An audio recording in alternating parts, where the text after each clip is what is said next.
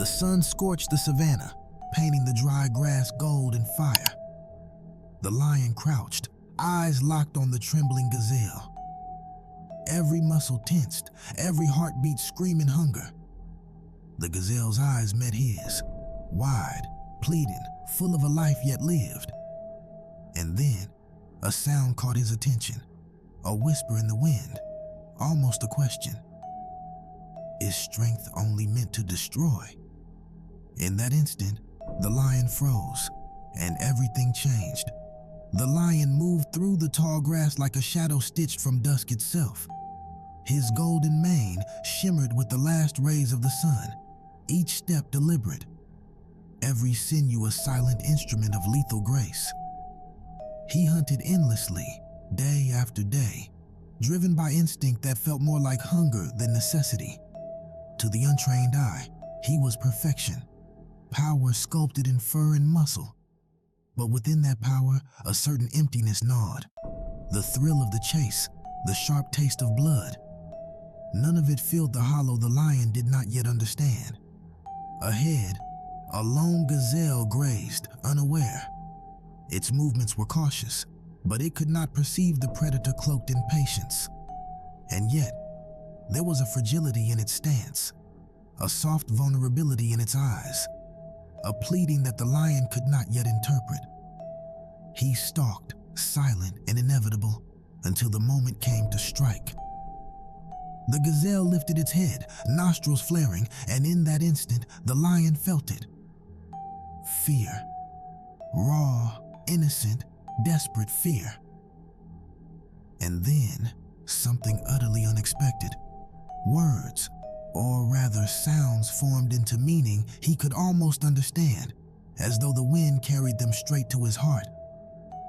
Please, not today. Let me live.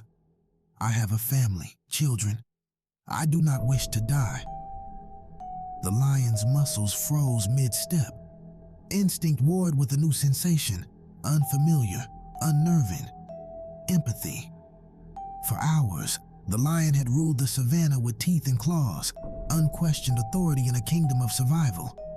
But in the eyes of this trembling creature, he glimpsed something he had never considered. Life mattered, not because it was his to take, but because each heartbeat carried its own weight, its own story, its own chance. The lion had not always been alone. Once, he had been a cub in a dense pride surrounded by warmth, laughter, and the chaotic harmony of life in a shared world. The air had been sweet with the smell of earth and rain, the tang of dried blood after the first hunts, the touch of siblings tumbling over each other in play. Those days had been vivid, full, unburdened, but time taught him otherwise. The pride fractured under hunger and disease. One by one, the siblings he had clung to, wrestled with, learned from, fell. The cub that had been his closest friend, a female lion with a mischievous streak, had succumbed to fever in the dry season, leaving only silence in her absence. Hunger became a teacher of solitude. Loss, a sculptor of resolve. By the time the lion reached maturity, he had learned the language of survival, the calculus of strength. Compassion had been a luxury his world could not afford.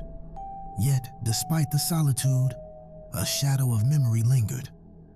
Nights spent beside the warmth of his mother's body, the faint scent of life and safety, the sound of siblings' laughter like wind through reeds. Deep within, a question remained unasked. Could strength be more than dominance? Could it ever be protection instead of destruction? The gazelle's trembling became unbearable to ignore.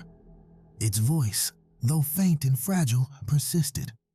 The lion's instinct to pounce fought against an unspoken pull of conscience.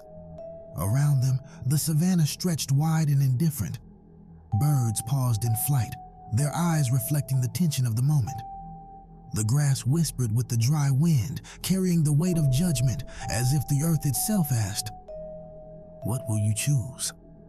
The lion circled slowly, each paw pressing into the earth with careful deliberation.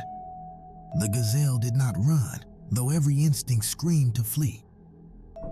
In its gaze, the lion saw a mirror of his own unspoken struggles, vulnerability, uncertainty, the relentless demand of a world that prizes strength above all else.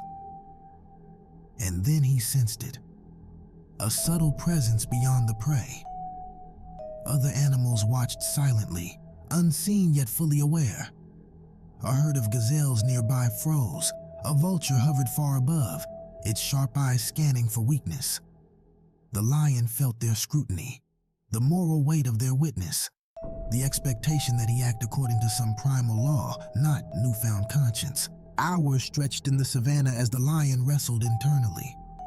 Hunger clawed at his mind, the memory of the pride's extinction, the ceaseless demands of survival. Yet something within him, new, tender, revolutionary, urged patience. The gazelle's breathing slowed, almost trusting the predator. Its eyes shimmered with unshed tears, and the lion noticed a faint scar along its flank, evidence of past struggles. Every detail of this life, so delicate, so earned, pressed upon him.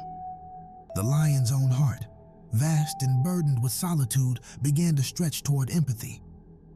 A subtle gesture marked the shift. He lowered his massive head, a silent acknowledgement of the gazelle's plea. His muscles relaxed, claws sinking slightly into the earth. The wind carried their scents together, predator and prey, in a suspended dance of tension and moral uncertainty. He realized dominance had never demanded mercy, but true strength did. The lion did not attack. Instead, he stepped back, eyes unwavering, yet filled with a calm authority that startled the gazelle. It shuffled slightly, then bolted, not out of fear, but from the recognition that the predator before it was not merely powerful, but wise. Word traveled across the savannah in subtle ways. Birds carried news, other lions sensed the shift.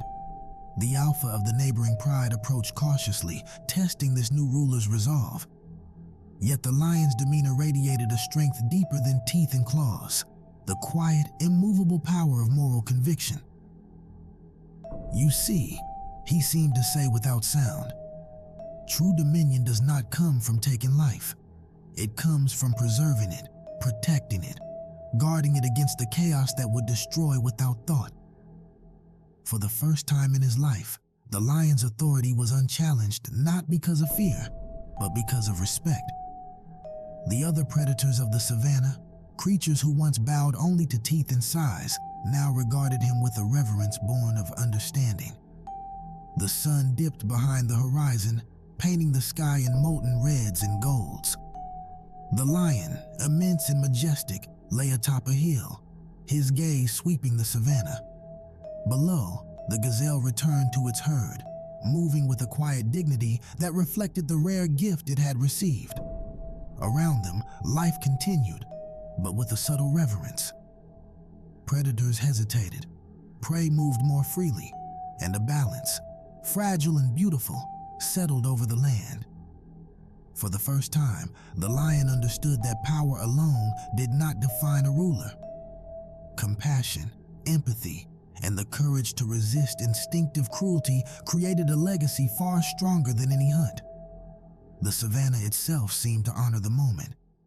The wind carried a gentle melody through the grasses, birds chirped with purpose, and the earth felt alive with a silent acknowledgement of justice fulfilled.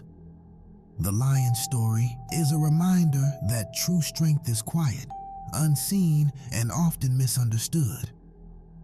Life does not demand that we dominate. It asks that we choose wisely, protect fiercely, and act with courage even when the world expects otherwise. Every act of mercy is a statement of honor, a testimony that our power can lift rather than crush. If this story touched you, reflect for a moment on the quiet battles in your own life. Think of the moments when choosing restraint over aggression made all the difference. Share your thoughts in the comments. Where are you watching from? How do you interpret strength and mercy in your own world? And subscribe for more stories that honor those silent heroes among us, whether in the wild, the city, or within ourselves.